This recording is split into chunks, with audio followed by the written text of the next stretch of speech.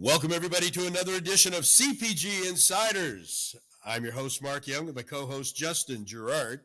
Well, folks, on the air with us today is a dear friend of mine who is just one of the smartest, most intuitive people I know, and his name is Chris Voss. Now, Chris, you may have seen Chris on the news. You may have read his book, which is Never Split the Difference. You may even seen him flying on an airplane, where he had his master class on the Delta television screens. Chris was a international kidnapping negotiator for the FBI. So he was like one of those, they got all those FBI TV shows that you see on TV. Well, Chris was like the real deal, who was out negotiating, all these national hostages and some of the most highly visible things that you've ever seen. In fact, you were out of New York, right, Chris? Yeah, I worked out in New York. Had a long run there. Which is like the terrorist capital of America. I mean, if you think about it, as far as for where terrorism prep and everything happens. Which is actually very true. A lot of them come through there. They got their own little secret societies. They talk to each other. It's crazy. So at any rate, Chris, you've actually trained people at the FBI, Scotland Yard, Harvard Law School, Attorney General's rule, and now Chris has his own business. And I've been to many of Chris's presentations with the Black Swan Group. They do an amazing thing. And Chris has a new book out. And the new book, what's the name of the new book? Here, you've got it there. Empathy. Now, what we're talking about here is we're talking about empathy in business, but this isn't, on this show, we're talking about being an empathetic entrepreneur and using empathy in your business. But keep in mind, anything that we talk about here in the way of empathy can apply to your personal life as well as it can apply to your business life. So, Chris, what's different about this book and the first one? The first book, Never Split the Difference, which I want to highly recommend people go get. What's different here?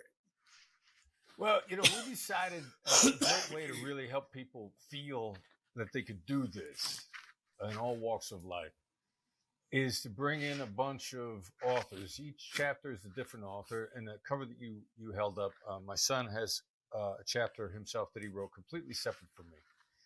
But to make it more three-dimensional, hear from somebody else besides Chris Voss. How did in their circumstances, I can't remember 20, 25 separate authors saying, here's where I was in my walk of life. Here's what I was doing. There's a pretty good chance that somebody exactly like you is going to read this book. And so some people say, I was never a hostage negotiator. I don't know if I could do this. You were a hostage negotiator. I don't have your resume. Well, this is other people showing in so many different ways. And every time you hear about the same thing from a different angle, it deepens your understanding of it. Somebody wrote something in another chapter where you're going to go, all right, yeah, that was perfect for me. I get it now. So it's really just a way how we broaden and expand the scope of everybody's understanding so they can embrace this concept. Now, what's the premise here? The premise here of empathy, what are we talking about? We're talking about putting ourselves in the other person's shoes. Is that what we're really talking about here? Well, that's close. I mean, think of empathy as analysis. Empathy is reason. Empathy is taking an analytical approach to how the other side sees it. So, some people like putting yourself in their shoes. To me, that requires a lot of feeling. And you don't necessarily need to share the feelings to be able to identify them. Okay. So I've always liked, for me personally, see it from their perspective. To me, there's less feeling there and more observation. And our definition of empathy is being able to completely identify how the other side sees it and then articulate it back to them, word for word, summary, insight, in analysis, what somebody read between the lines. What are they expressing? They don't realize they're expressing. And then you begin to understand how it's analysis. Now, let me ask a question. In the political world, and correct me if I'm wrong, the guy that I have watched who has mastered this is Vivek Ramaswamy. I have seen this guy and you've probably seen it too, where he will debate someone who is as far opposed to his view as possible, and he manages to get these people to have rational conversations with him. Is that what he's doing? Is this what he's doing when he does that? Well, there's a great amount of emotional intelligence in there, and that's the great test. To get somebody that completely disagrees with you, if they suddenly feel you're articulating their perspective, suddenly they feel heard and they calm down. They become rational. I mean, that's one of the magic powers of empathy. If I start outlining how you see things without agreeing with it, then you're kind of shocked. And it really deactivates your attack mechanisms and makes you think. And you said something really important there.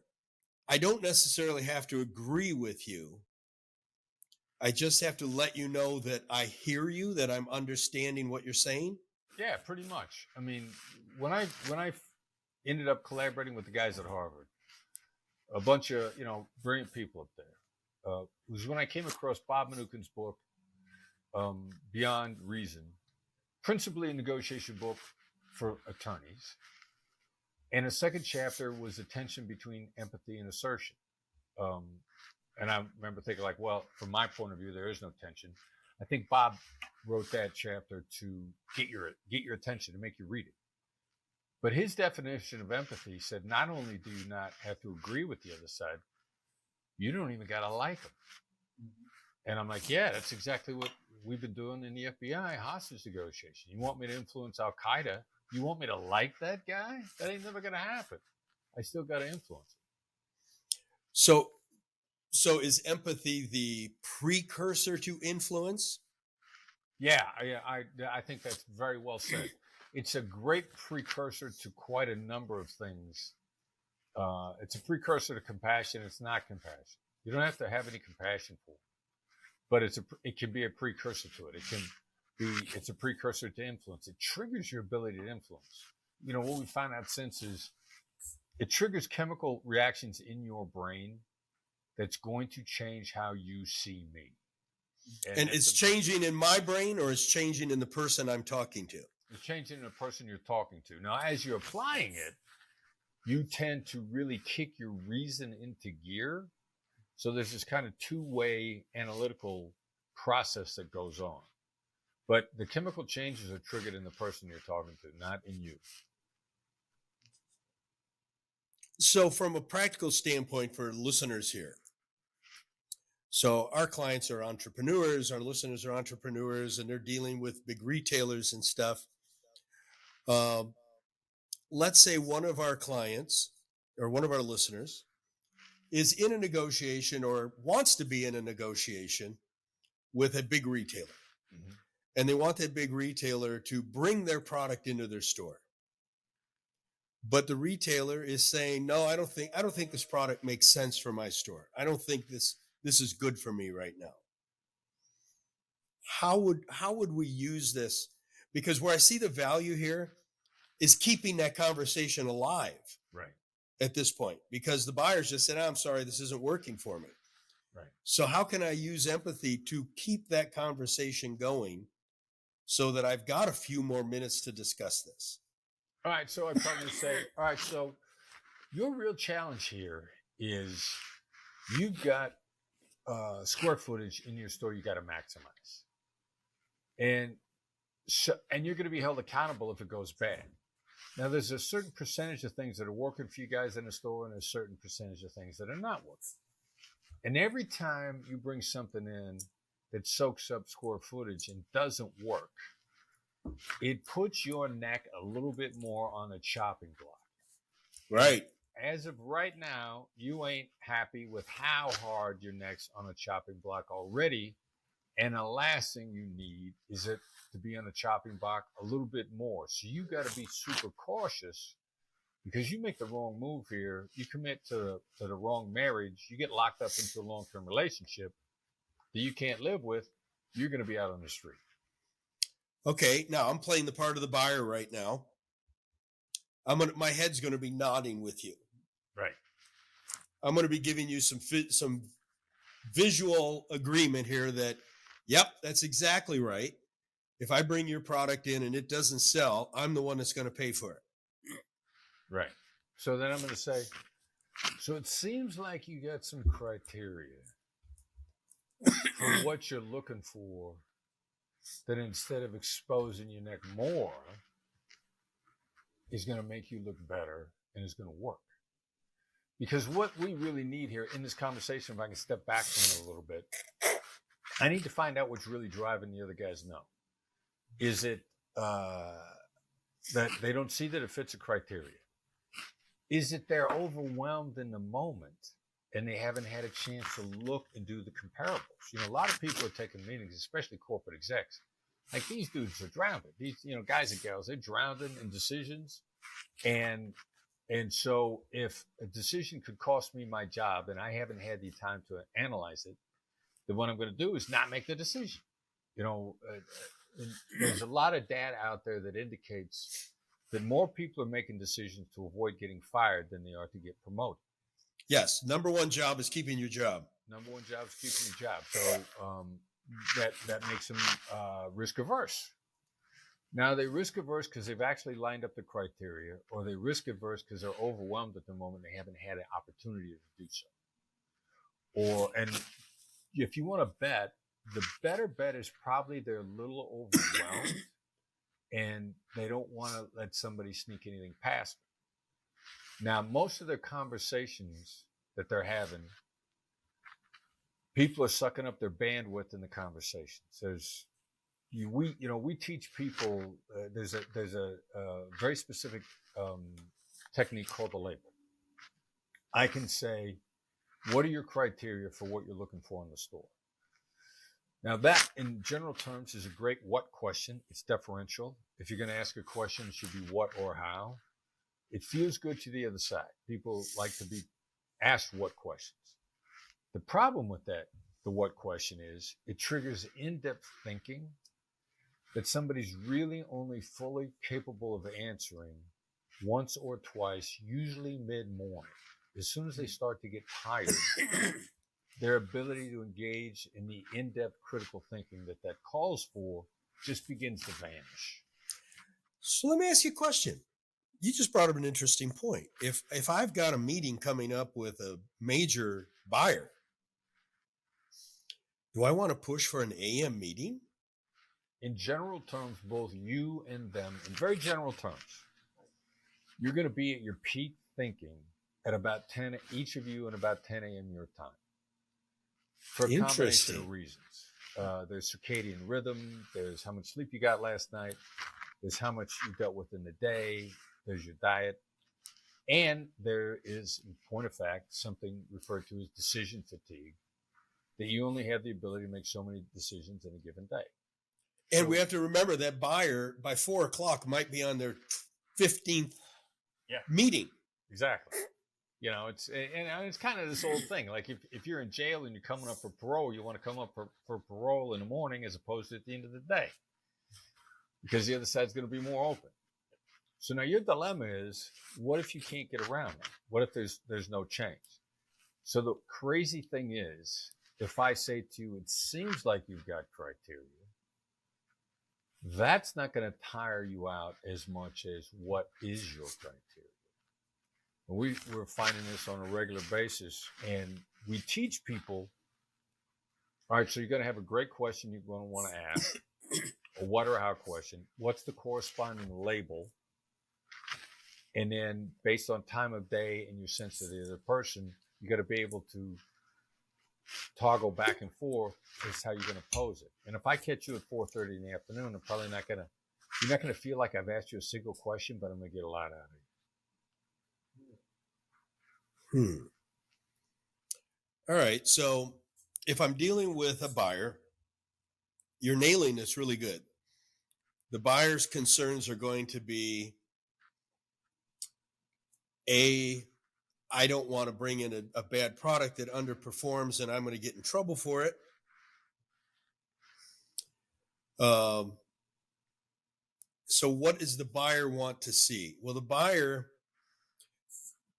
buyer needs to have reassurance. And I'm assuming that reassurance of the amount of data or the amount of reassurance that buyer needs to be a much greater amount of information or feeling than what it takes him to say no. Yeah, usually, yeah. Because it's easy to say no. Just say no and it goes away.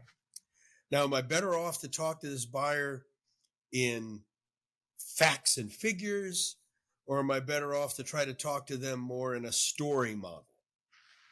All right, so I'm going to go facts and figures, but I'm going to add a sort of a third category in there. It's something we refer to as proof of life, and it's an emotional intelligence trigger.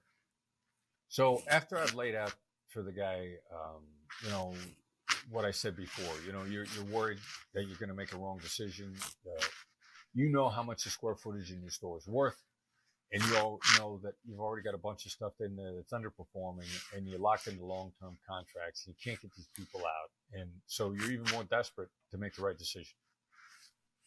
And I'm going to make sure we're on track, and then I'm going to say, here's something with all these choices I don't understand. Why are you talking to me? And then I'm going to shut up. Because there are facts and figures that are important to you. And your order of importance might not be the same order of importance as me. So I got to know what your priorities are. And this is the one and only time you should ever be asking somebody why. Because why is this sort of magical, surgical, emotional intelligence button that you only press to get somebody to defend talking to you. Now, I'm not going to say, why did you put that product in your store? You're going to feel attacked if I'm not talking about my product. But if I say, why are you considering putting me in your store? You're not going to feel attacked. It's going to trigger your defense correction opportunity to show how smart you are. And you're going to find it irresistible. And then you're going to give me the facts and figures and criteria that you're looking for. Now I can tailor my conversation, whether it be facts and figures or even a story. Maybe based on what you told me, I got 3 stories in mind. I need to know which one is the best.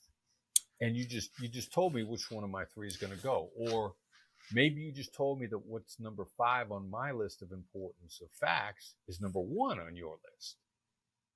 And so my question might be something like, so if you could help me out or let me understand, what got you to first consider having us? Normally it would be what, but in this instance, the choice of the word why is even more effective. So why are you considering us in the first place? Exactly. And you gotta say it with complete curiosity.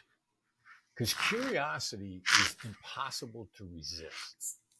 Like, you sit me down with anybody, and if I'm unrelenting in my curiosity, you're going to be shocked what I get out of these people. So I get this is really good, Justin. I get what we're doing here, because if we were to talk to the buyer and say, well, why are you considering me at all? Because we're having a meeting. Right. So if we got to the meeting, you already looked at my product. You've already looked at it. They looked at it. Right. They've had to look at it at some level. At some level, they've looked at it to set a meeting, because it's too easy for them to just not take a meeting. So we got to the meeting. You looked at my product. You looked at some of my materials. So he's right. Something got us to the meeting. Now, it could be I don't have a product that does exactly what yours does. It could be I have a product in that category, but I'm concerned that supplier is not doing a great job keeping us inventoried. It could be the product I have like that is been having a lot of recalls or a lot of defects. You're right. There's an answer there. Yeah. And you're trying to tease that out in a way that they don't regret telling you. And also, when you ask somebody why about you, besides you being curious, it triggers, if you act like you don't understand, when they answer you, they're correcting you, they're mentoring you. And these are things that when people do it, it feels so good in the moment. The chances that they will reveal something to you that they would otherwise not tell you are very high. So once I get them to tell me why they're considering me, so they've told me why they're considering me. Well, I originally looked at the product and I liked the packaging, or I thought you guys had some interesting features in your product versus what we currently have. I get that kind of answer out of them. Where do I go next?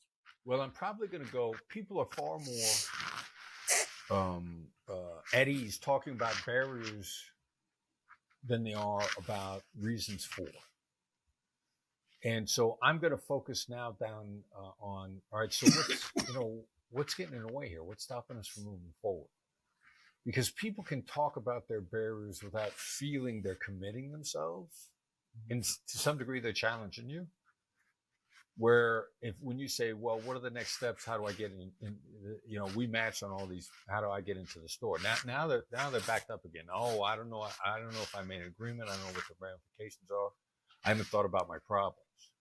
If you switch to the barriers, then now you're actually in implementation mode as if a deal was going to go forward. You need to know what the real barriers are. And you need an honest answer about those. And so it's triggering the conversation in a way where they can be honest with you about problems without feeling they're making the commitment. That's when people are the most honest, when they don't feel like there's a commitment in the answer. So in most cases, when we're dealing with a retail buyer, just as you aptly figured out, every square inch of that store is accounted for. For you to put my box of stuff in, you have to throw someone else's box of stuff out. Probably, yeah. So my concern as a buyer is always going to be, can this new brand, can you outsell the box that I'm going to throw out? And the thing about the box that I have to throw out, I already know what it can do. So I know it can generate $500,000 a year in sales. Not the number I want, but I know it'll do $500,000.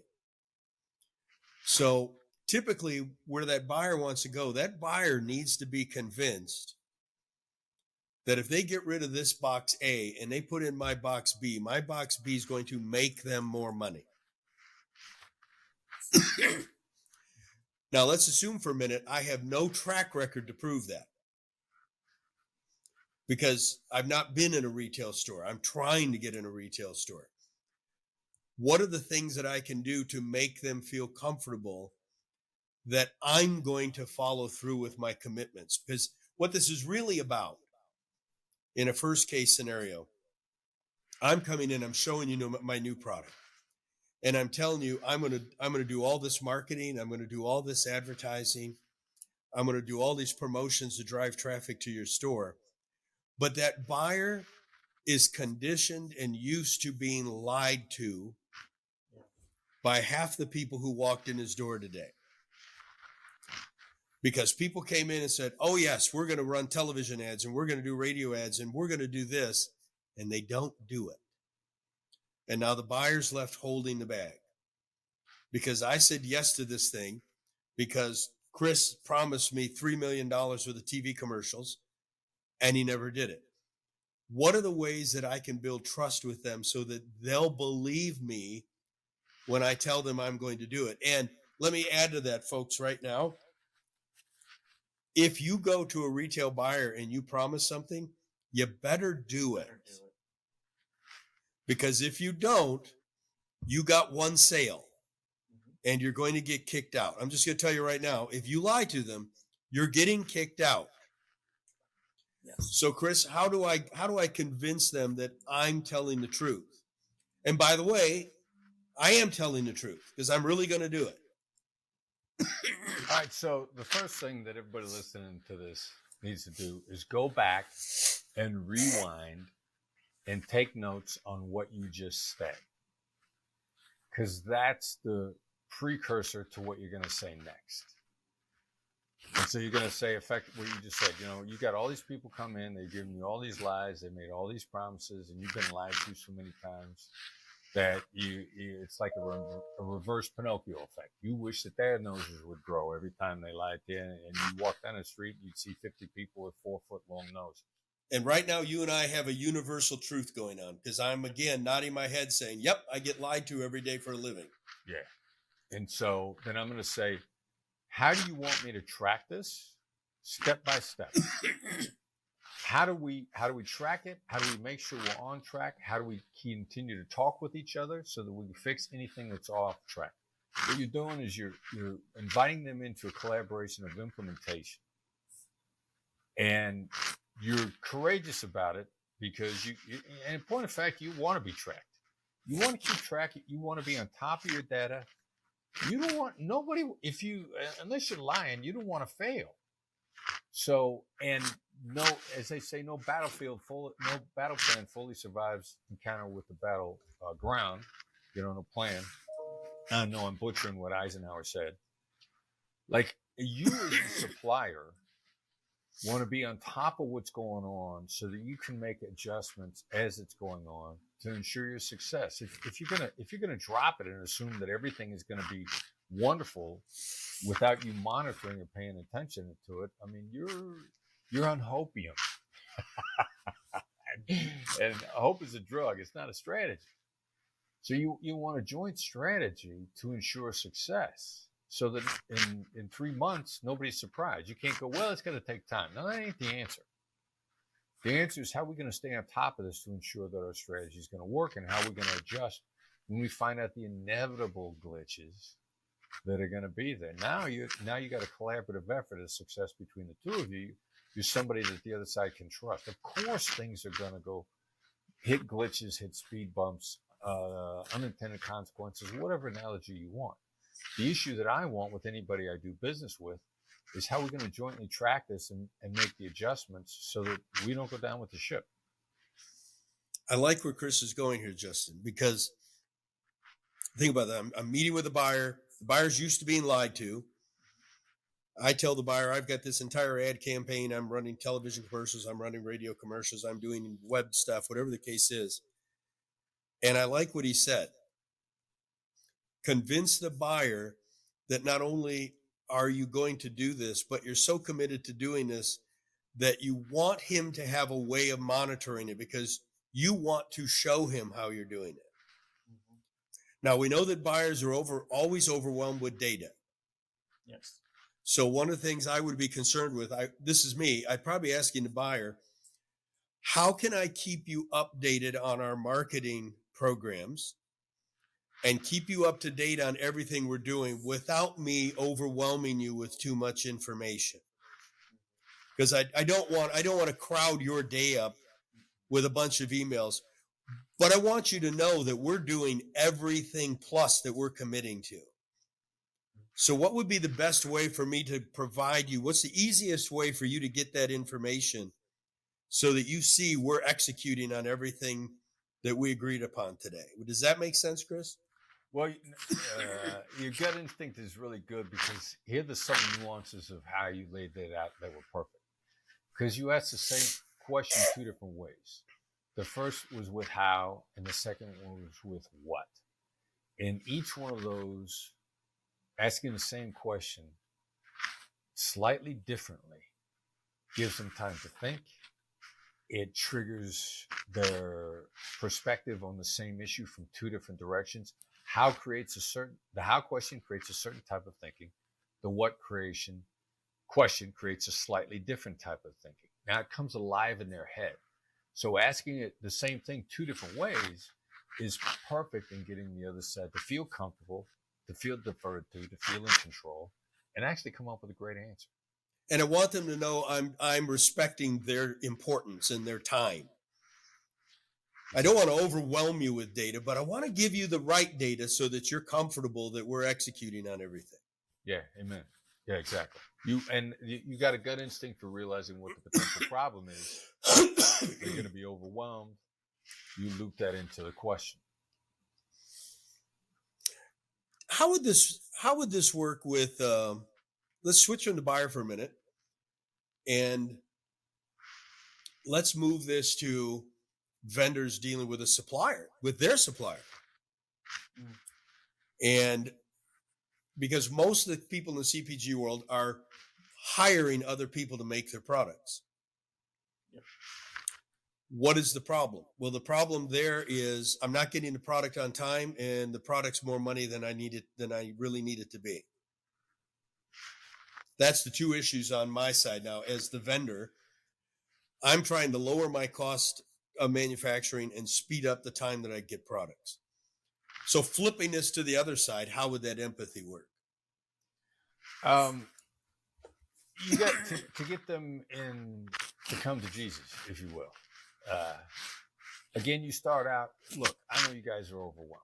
I know you're doing everything you can to stay afloat. I know that you don't intentionally fail anybody. I know that it was not your intention to deliver late or whatever problems that you're proceeding with.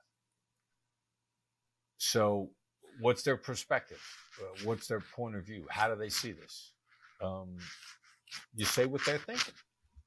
To quiet the voice in the other person's head, you got to say what the voice in their head is saying. And it's a fear-based defensive voice. That's a really good comment right there. Mm-hmm. I like that. Quiet the voice in their head. You have to say what the voice is saying. I like that. Yeah. Yeah. Actually, it occurred to me a long time ago when we were talking about negotiating with schizophrenics. A schizophrenic can't hear you because there's a voice in his head that's talking differently. So like, all right, say what that voice is saying, and now you're in line and they can listen. So, and in point of fact, people's fears are almost makes them schizophrenic. It's a voice in their head that they can't hear you. So you start out to get them dialed in, and then you're gonna ask some hard questions, but they're not gonna feel hard. And one of those questions is, if we don't fix this, how can I continue with you? Inviting them into collaboration, get them in a place where they're going to listen with the application of empathy. What are they thinking? What's interfering with their thought process in this conversation? Let me quiet that voice, and then ask them ultimately a fair question. And it's doing it in a way where you just seem like a straight shooter. You just seem honest. You don't seem like a jerk, a threatening guy. Now, you can't start out with that question because you haven't leveled them out yet. If they're failing you and you got to call them on the phone, you get them on the phone, they know what the problem is. They're just hoping that it's going to magically go away. So you invite them into collaboration and ultimately ask them the fair question. If we don't fix this, how can we continue? Now that feels deferential again, because the how question feels deferential. It forces them to approach the legitimacy of the question, but you demonstrated empathy will put you in a position to ask the question. So the old way of negotiation, let's say that I've got a supplier, and the supplier is charging me $5 a widget. And the number in my head and on my books really means I need to get that $5 down to $4.50. So the old way of negotiating is I'm going to go after $4 and I'm going to try to meet in the middle. Because I'm looking for $4.50, so I'm going to chase $4 with the idea that I'm going to let the other side win something. Does that still hold water today, or is that really the wrong way to go about something? Well, I wouldn't call it wrong. I would call it less effective, because first of all, you don't know that you couldn't have gotten, if you wanted, you could have gotten $4.10. So meeting in the middle actually cuts you off from a lot of success that you might have got. I mean, you don't know for sure what the other side can do. And as soon as you start naming price and you're hoping to meet in the middle, you're actually cutting yourself off from a lot of success. And then it's on the other side only feels somewhat good about the win, which it ain't a great win for them. It wasn't their idea. It was something that they got pushed into, forced into. So to me, there's a better way. Okay. And I'm gonna try to, first of all, empathy. What empathy is? What's the other side's emotional reaction? Now this seems pretty mean, but if I want a lower price from somebody, I'm going to start out by saying, like, look, you're going to think I'm a jerk. I got heartbreaking news for you. You are not going to like any of this conversation. Now, what are they thinking right now? Well, to me, you're doing a form of price conditioning. Right. You are setting the table that there's a bunch of bad news coming. There's a bunch of bad news, and on that list is potentially the contract's going to get canceled. Mm-hmm. Correct, because it's a gray area right now, and you could be firing me. You could be going out of business. Who knows? That's the first thought, that this is all going to go away, because I can count on the amygdala taking you to the extreme. And so when I say, I'm not pulling any punches either. When I say I got heartbreaking news, then you are starting to prep for the worst. Okay. You're not going to like any part of this conversation. So I want to design this conversation where not only can I get the best possible price out of you, I don't want you to resent it. There's going to be an emotional increase here of positivity. I'm slowly going to get you to a better place. I'm going to start by taking you to the worst possible scenario.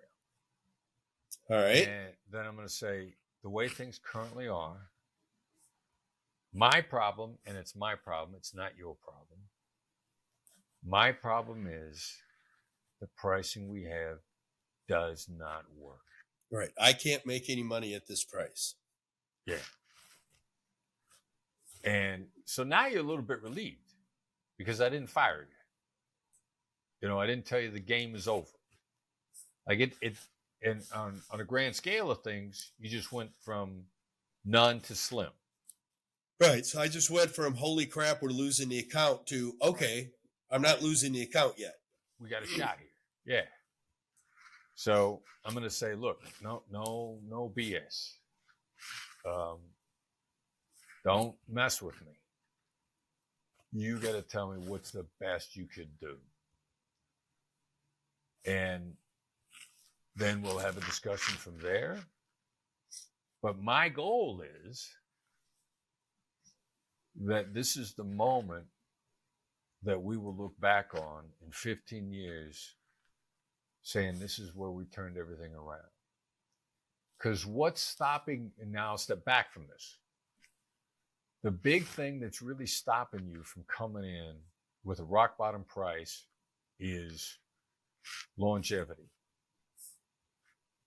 Any relationship, the longer it lasts, which is profitable, is more valuable long-term than it is short-term. And I need to get you out of short-term thinking into long-term thinking.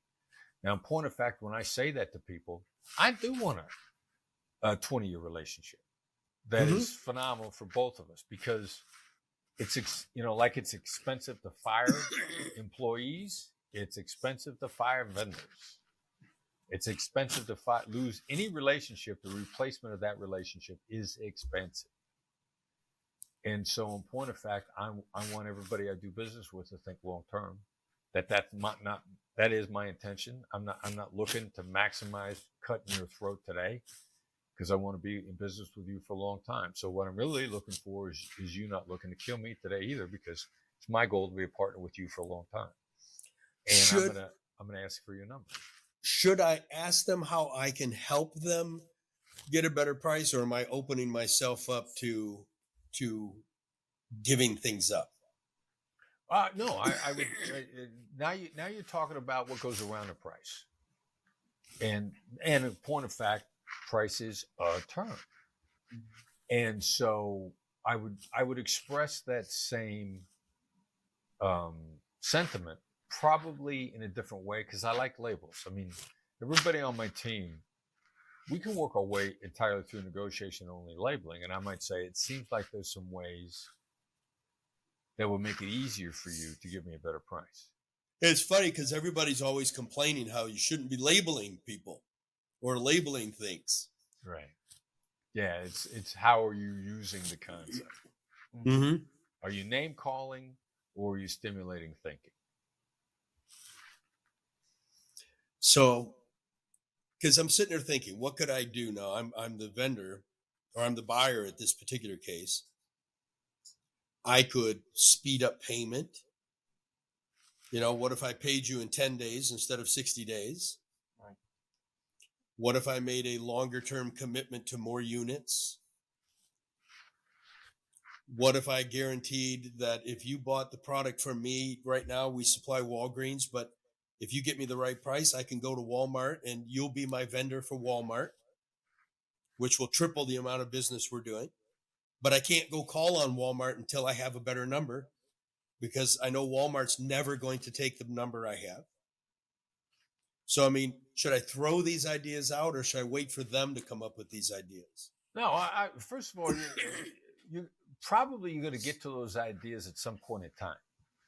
So I want to find out what's in the other side's head first, because if I come up with it, it was my idea, and they're only so with it. If they come up with it and they happen to hit on something I wanted to do, then they own it. I go, yeah, it's a great idea. I want you to own it. I want you to feel involved.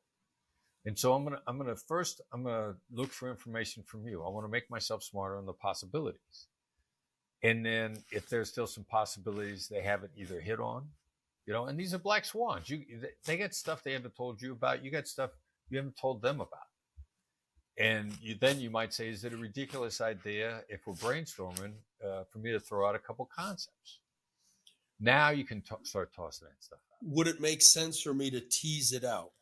And what I mean by that is, we're paying you guys $5 right now for what we're selling at Meijer and Walgreens. But my team is really focused on getting into Walmart. And that's one of the reasons we're talking today, because Walmart are brutal negotiators that are never going to take the price that I'm getting from you.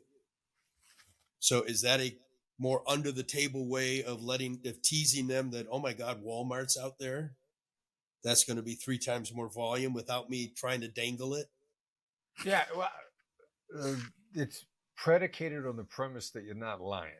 And I know that that's your approach. I don't believe in not lying. So I think you need to be straight with people when you're negotiating with them. Yeah. Because otherwise it's all going to fall apart in 6 months. Yeah. Right. And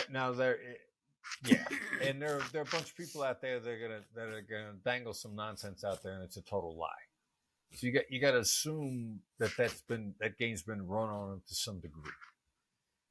So your entire approach is going to put you in a position as to whether or not they're going to believe you, and you can talk about how you're going to show that you're not full of it, and simultaneously, Walmart is this big giant retailer that everybody both loves and fears. You want to get into Walmart and you're scared how they're gonna hammer you over the price.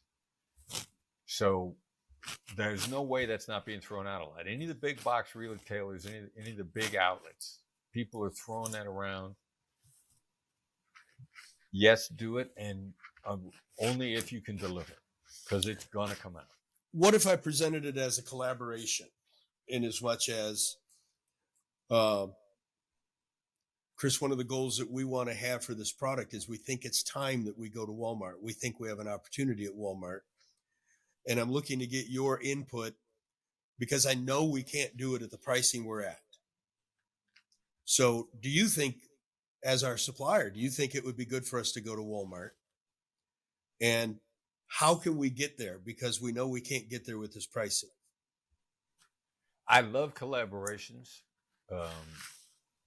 That's the way all business ought to be done. And if I may, I would define collaboration versus cooperation. Mm-hmm. And collaboration is where both sides are not afraid to represent their best interests. And cooperation is when you kind of give in to the other side. I don't think anybody should give in. I think Both sides should always represent their best interest. The only tweak I would put on that is like I'm way into no as the answer. I don't do yes. I don't do yes. So instead of saying, is it a good idea for us to present to Walmart collaboratively, I'd say, is it a ridiculous idea for us to collaboratively take this to Walmart? I just know the psychological advantages of triggering a no versus triggering a yes. There's just too much there.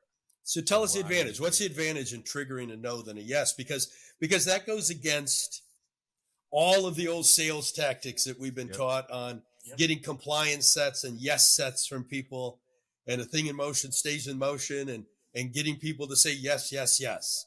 So you're going against years and years of sales training here. Which is exactly the point. Okay. Exactly the point. Because it's years and years of sales training globally. Human beings are yes battered. And because it's global and been going on for years, the hucksters, the liars, the snake oil salesmen, the people that are saying like, how would you like to live in a 5-star resort and go and live there for nothing? Like the yes thing has been, everybody on earth has been bamboozled over yes. So unfortunately, it becomes a Pavlovian response because everybody's been hustled with the word yes. And so as a Pavlovian response, everybody feels when they say no that they're safe and protected. And the yes makes you feel manipulated. What's the hidden trap? This guy coerced me. And they don't even know for sure. It's done so much that people don't really even know that was what happened. But again, it's a Pavlovian response. The dog doesn't know it's salivating because the bell's ringing. So the opposite is true with the word no.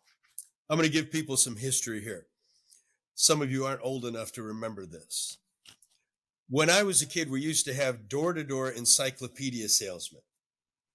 Definitely not old enough. This was a thing. And the encyclopedia salesman came to your door, and he would knock on the door. And the first thing he would say, are you the lady of the house? If yes, go to the next question. If no, is she home? If she says yes, do you have children in the house? If yes, go to the next question. If no, go to the next house. Are you interested in your children getting a better education? Right. If yes, go to the next question. And notice the questions start to become ridiculous, because this was the old Encyclopedia Britannica sales pitch. Because who's going to say, no, I really want my kids to be idiots? Right. The next question, would you be interested in knowing how your children could have a much better education and it won't cost you anything? That was the Encyclopedia Britannica pitch. And that's a lot, Chris, I don't know if you know that history, but that's where a lot of this yes stuff came from. It was that constant flip of agreement and agreement and agreement, and getting people. Now, ultimately, 27 yeses later, the encyclopedia guy is walking out of your house with a check for $700 in 1960. That's a lot of money. That's a lot of money. Wasn't it? I mean, my goodness, that's $10,000. That's insane. Yeah, nuts. Yeah. But Chris, did you grow up with a set of encyclopedias? You bet I did. Somebody, yes, my mom, right into that. And there was one for the entire alphabet, right? Yeah. Yep. Yeah, remember that. I think we may have ended up with a couple of those sets because mom wanted her kids to have a good education. Mm-hmm. And that's where this came from. But I like where Chris is going here, because I believe there's probably an unconscious bias toward that yes, where people know they're being hustled, but they can't say no because I'll look stupid. Yeah, and it's so pervasive that I got people now saying, well, I don't disagree, because they're just scared to say yes. They've just been walked down that path too many times. I like where this thinking is, Justin, that saying no feels safer. Yeah. Everybody feels safe when they say no. Well, and that goes back to what you said earlier, Chris. And I wrote it down in my notes here. It's ensuring the other person feels in control. Yeah. So all of this is about ensuring that the entire time they feel that they're in control, whether they are or not. They have to feel that way. And to your point, no is I feel in control now. I put a stance, right? I'm not being walked down anywhere. It's very interesting. You've got me thinking here, Chris, because now you've got me thinking about how could we use this technique even in copywriting for ads? Well, what's funny is empowering the viewer to actually feel comfortable by saying no. Right. Exactly. Well, this is the first thing. The first thing that when I read this book that grabbed me immediately was exactly what you talked about at the very beginning, which was the concept that empathy is about understanding. Empathy is not compassion. It's not an emotion. In fact, it's the exact opposite of an emotion. It is the concept of being able to understand the other individual separate. So therefore, you can have a true discussion, gain alignment, and get to collaboration. Because until you have understanding, collaboration cannot exist. True collaboration, right? And from an advertising perspective, and the stories are great. And by the way, anybody, if you have not read the book, I will tell you right now, an amazing read. They're different allegories. So you're just going to want to go to the next story. A few pages, and you're like, okay, what's the next one? So I'm telling you, you're not going to be able to lay it down. But in advertising, this is exactly what we are continually telling all of our clients and telling our listeners here is that what we do, it all starts with everything you wrote in here. It's about understand who you're talking to, right? Nothing else matters. You must have the empathy to understand who you're talking to therefore be able to collaborate with your customer. Because that's what this is about, right? So you're saying Chris and I need to collaborate on writing a book on copywriting now. Yes. Yeah. Because it's true, right? It's an interesting thought. Well, I mean, what is the ultimate stage that everybody wants to get to with their customer, right? It's advocacy. You can only get to advocacy if you have a true win-win, that both self-interests are being met, right? So that's what this is all about. And just from advertising, that's just doing it at scale. That's what that is, as opposed to one-on-one like the conversation we're having here. This really has me thinking now. Now I'm thinking about a whole different way to do copywriting to empower people to say no, which is really a yes. Effectively, yeah, exactly. Yeah, 100%. This is fascinating. We're gonna have to go write a book together now, Chris. I'm down. I'm down, man. I love your stuff too, so I'm down. This is real. I want the audience to know you're actually hearing some breakthrough ideas here on communicating. Yeah, because this literally can change the posture of how you would write communications, how you would write advertising. absolutely. Yeah, by getting into that empathy with that customer and figuring out how to empower them and yet get them to influence them to the decision you want them to make. Right. Well, because you can still get to that recognition because you understand them, but the recognition gets them to the no as opposed to the yes that we have been trained to do, right? We've been trained to write yes sets, so you can still communicate with them and get them to the, essentially, that's not you. And then they say, you're right, that's not me. Yep, see, I understand you. You do understand me. You get it. You get exactly where I'm at. And it can be even more powerful than the yes set of, yep. So, going down the road. So if we were doing a typical, we're jumping into copywriting now.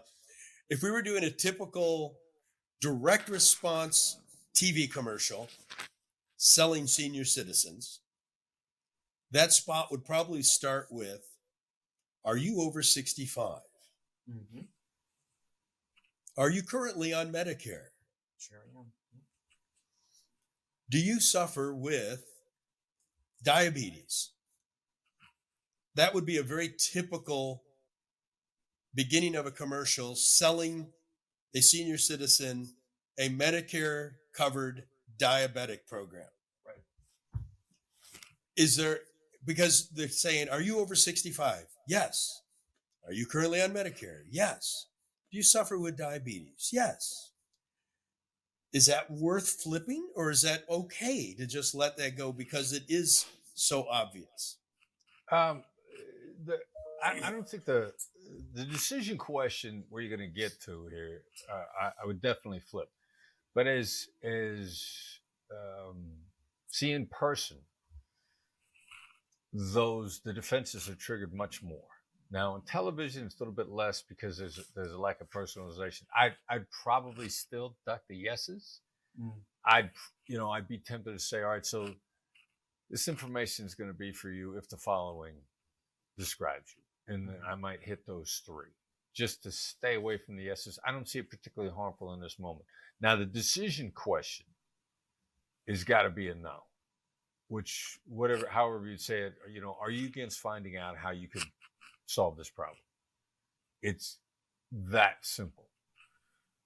On a TV commercial, the yes momentum is not as harmful. Would it make sense to flip it around? Would it make sense to flip around and say, the following information is not for people under 65? Oh, that's interesting. I like that. So would it make sense to eliminate rather than include? Yeah. That in my head, that creates another trigger, which is a little more interesting and a little more intriguing, potentially because it's different, more attention getting.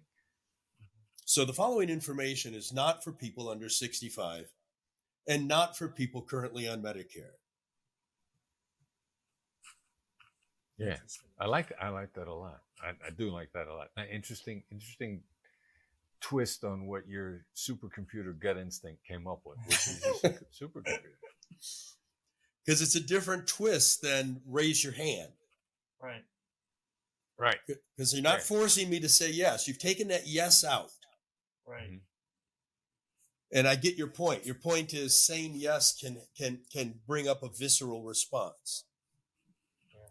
So if I did say the following information is not for people under 65 and not for people, on Medicare, then I wouldn't be saying yes in my head.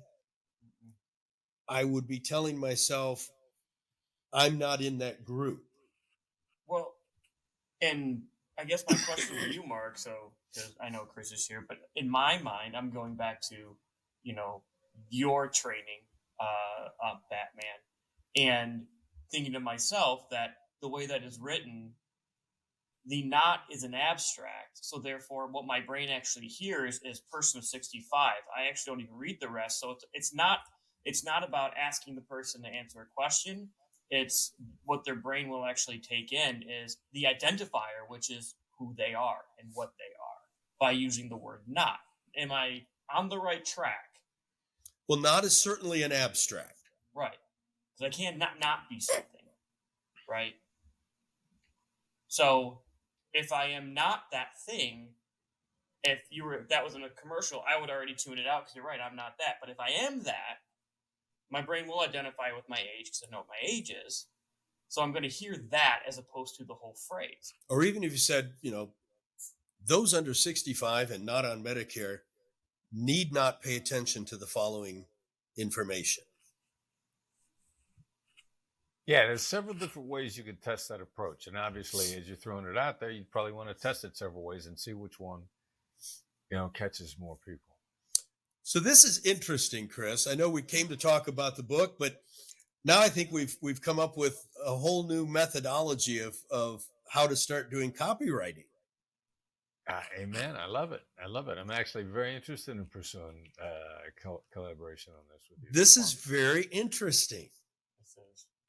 It is, because how can we bring people? The goal is, so I always tell people the goal of good advertising is to help people overcome their own biases and their own fears so that we can lead them to a decision which will make their life better. We should never be trying to sell people things that won't improve their life. Right. And I don't believe we can. I don't believe we're going to sell, air conditioners to people in Alaska in January. There's no need there. Right. Right. And if you're trying to do that, then you're not a marketer, you're a con man at that point. Right. And we're not into supporting con men.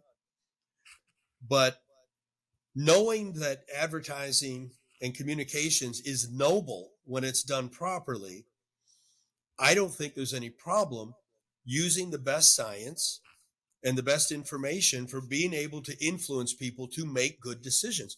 Because the reality is, the number one thing people are afraid of is change. Mm-hmm. And just telling people, you shouldn't do what you're doing anymore with product A, you should be doing it with product B. I am asking them to change. I am asking people to make a change in their life, even if it's as simple as switch spaghetti sauces. Right. I'm still asking you to take a risk, and I'm still asking you to change your behavior. Yeah. But what if I'm bringing you a better spaghetti sauce? Exactly. That's healthier, that doesn't have sugar in it, that doesn't have additives in it. Yeah. So I think there's something here. I mean, we're literally creating a new way of writing copy on a podcast. That's a lot of fun. That's pretty enjoyable. I mean, Mark, the other thing we always talk about, right, is that real effective advertising is having a one-on-one conversation at scale, right? One, you've done the creative so well, that individual feels like you are literally having that conversation only with them. That's when you've done your job. So all of these techniques and tools still have their place. They still function. They're still very powerful in what we do. Again, even as it relates to advertising and marketing, right? You talk about just walking through this conversation here. Think about the technology that we have at our disposal now, where we can put a pixel on you and we can literally map out this conversation in media that Chris laid out for us, these negotiation techniques. I don't want to put them that way, but as he walked us through these conversations, right, we could do that with ads and literally walk someone through that. We do it through an email flow and walk them through it. Why? Because we have so much control now and so much information now on how we communicate. And it's not to have those negative memes. Again, it's getting back to that point of collaboration. But now we can help guide them through it. Now, Chris, Black Swan Group, your group, besides, first, I want to tell people they need to go get both books. 100%. They shouldn't get one book. They need to get both books. So you need to get Never Split the Difference and then get the Empathy book, which you have right there. You can hold up. Yep. Let everybody see it again. And Black Swan Group, what type of sessions or programs do you have that people can attend? Well, we got online training, live online training. We get coaching. We're actually much more into coaching than I ever thought we would be. We're coaching people through great deals constantly. March, St. Patrick's Day, 2025. We're going to hold our first large conference, Negotiation Mastery Summit in Louisville. Really? We picked Louisville because it's going to be a fun place to be, and we're also launching a bourbon, The Difference, at the same time frame, and it's being made in Louisville. So we thought, let's have a big conference in Louisville, and it is going to be amazing. It is where you want to go if you want to make a quantum leap in your negotiation skills. Which is interesting because we're where you want to go if you want to make a quantum leap in selling bourbon. Well, look at that. There's an overlap of interest. Yeah. So I see a connection here. Yeah, there's a connection. There's mutual interest. Yeah. So how can people find out about signing up for it? Okay, just go to the website, Black Swan, BlackSwanLTD.com. Right at the header of the website is going to be information about the Negotiation Mastery Summit in Louisville. We're also going to help you get ready, because if you don't make a quantum leap after how we've told you to prepare, then it's going to be on you. And this is very much back to many of the points you're making. You got to want to make a quantum leap. You know, that you can't sit idly and have somebody come by and wave a magic wand, or the Matrix where they jam that probe in the back of your head and they download into your brain how you can fly a helicopter. So for you to make that quantum leap, because immersion training is where you go for the quantum leap. There's a variety of neuroscience reasons that back that up. 2 days, your brain bakes overnight, the learning happens. So we're going to teach you how to lead up and get ready so that you make a quantum leap when you come to Nashville, or Louisville. Right. So go to the website, sign up. We just ran a webinar specifically, the 7 steps, baby steps to making the quantum leap. We got a PDF. We're going to run another webinar. You want to invest in you, then we're going to show you how to maximize that investment. Yeah, the reality is you don't rise to the occasion, you sink to your preparation. Yeah. Or to your training.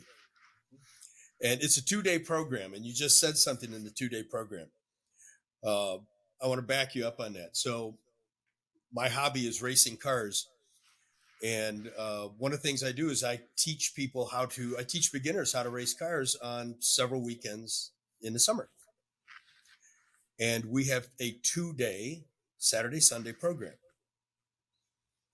The difference in driving skill on Sunday is exponentially greater than the driving skill on Saturday. Yeah. And here's the reason. When we're teaching somebody how to drive on a racetrack for the first time in their life, they're drinking from a fire hose. We're talking about braking, speed, apex, looking for the flags. What do the flags mean? What do you do in the traffic? So much is coming at that student that think of it as they end the day with a very fragmented hard drive with information scattered everywhere. Then they go back to the hotel and they go to sleep for the night. And when you're sleeping, your brain does what is the equivalent of defragging the hard drive, like we used to do on hard drives in the old days. Sleep is where memory consolidation happens. They come back the following morning, we put them back in the car, and all of a sudden, they remember the track. They couldn't memorize the track on Saturday. Now, Sunday morning, they now remember where the turns are. And they now remember where the flag stations are. And they now remember what the yellow flag means versus the green flag versus the red flag. Is that kind of where you're going with this 2-day immersion where you're literally drinking from the fire hose on day 1 and you're doing memory consolidation and you're back for the next day? 1,000%. Yeah. That really works, folks. I'm telling you, that really works. Last question. So I heard about this bourbon. Somebody told me about it. I haven't heard of it. So what's the story with the bourbon here now? Nick Nanton, who did the documentary. Right. I thought I heard Nick was a part of it. Yeah. Nick came up with this idea, and he always has implementation in mind. He said, let's do a bourbon. We're going to call it The Difference. The tagline is going to be the world's first business bourbon, never split, always share. Nice. So then we had to find a Sherpa. Tenzing Norgay is the Sherpa that got Edmund Hillary up Mount Everest. We had to find a Sherpa. Roy Milner. Been in and out of Louisville community. It's a closed society. Those guys know each other. And what Roy did was he found out that there were a large collection, cache, whatever your term is, of barrels that Jim Rutledge, the original genius behind Four Roses, had made. He left Four Roses. He was working for another company. They said, Jim, what would you always want to make? What's your passion project? How do you want to lay this out? He laid all these barrels in Bardstown Distillery, and then the company that Jim was working for got sold, and all these undiscovered treasures, these special mixtures that Jim always wanted to make, became available on the market because of some corporate buyouts, and Jim was out of it. So Jim Rutledge is not even making bourbon anymore. We got the last barrels that he had. We're going to have about a 4-year run. We're going to have a blend. We're going to release 4 blends a year, quarterly, of bourbon that you cannot get anywhere else ever. Now, where are you marketing it? Where are you going to sell it? complete subscription. Nick is gonna. We've got a couple of webinars coming up where we've got people the opportunity to subscribe for it. You will not be able to get it on a retail basis if you're not subscribing. You can't get it unless you know somebody that has it, like me, and I'll give it to you. I'll give you a bottle or two. But Justin is going to want to be subscribed. Oh, absolutely. I'm already salivating. Yeah, he's a bourbon snob. Oh yeah, absolutely. Yeah, I wear that proudly. Never mind. You say that? No, I'm not saying it's a bad thing. Yeah. If you like bourbon, then you either know Four Roses or you know Jim Rutledge. Oh yeah. You're gonna want the stuff that he fantasized about, and then because of corporate things, corporate shifts, we found some barrels that nobody else can get. And a 4-year run. So after 4 years, you're going to stop? I don't know what we're going to do. I'm looking forward to having that product. Right. Well, the aging process for bourbon and the standards, you're going to have to get started on that by, basically soon, actually. You want to make sure, or, you could always. No, we got the barrels. We've actually done several tastings. Nice. We did the final tastings. We filmed it. It's going to be a separate film on the making of the difference. And all the investors are in. We're completely funded, and we'll be shipping in March. That sounds amazing. Well, folks, go to the website, CPG Insiders. Look at the show notes, or on the show notes on the episode. You'll find links to the Black Swan Group. Yes. We don't have links to the bourbon yet, though, right? Bourbon's No. You can't subscribe yet. Yeah. We'll get you guys a link.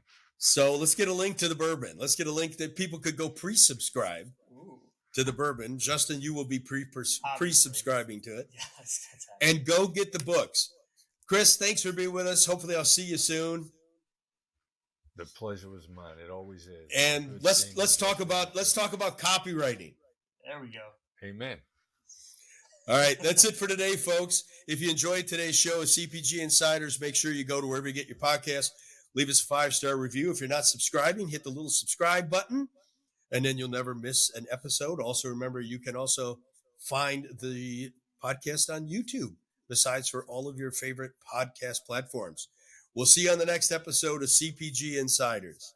If you're looking to greatly increase sales on your CPG product, don't hesitate to contact us at Jekyll & Hyde Advertising and Marketing. By the way, the only advertising agency with a guaranteed result. Just go to jekyllhydeagency.com or feel free to give us a call at 800-500-4210.